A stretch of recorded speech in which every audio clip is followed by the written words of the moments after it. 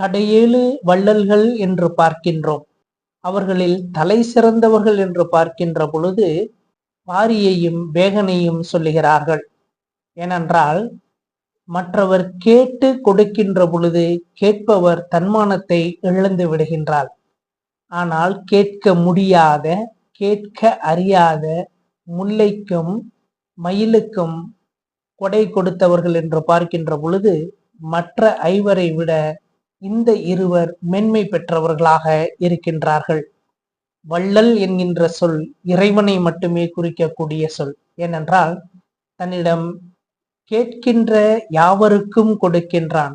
கேட்காத பிள்ளைகளின் நிலையறிந்து அவர்களுக்கும் கொடுக்கின்றான்.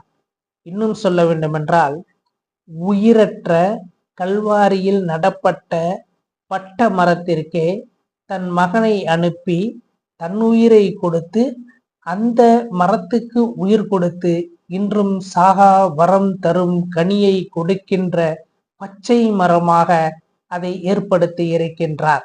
எனவே அவர் வள்ளலுக்கெல்லாம் வள்ளல். அப்படிப்பட்ட இறைவன் தன் மகனை இந்த உலகத்திற்கு அனுப்புவதற்கு ஒரு பெண் தேவைப்பட்டாள். அந்த தகுதியுள்ள பெண் யார் என்று பார்க்கின்ற பொழுது அன்னை மரியாள். அந்த வகையிலே வள்ளல்களுக்கெல்லாம் வள்ளலுக்கே இவர் கொடை கொடுத்தார் என்று பார்க்கின்ற பொழுது மாபெரும் கொடை வள்ளலாக இருக்கின்றார் அன்னை மரியா.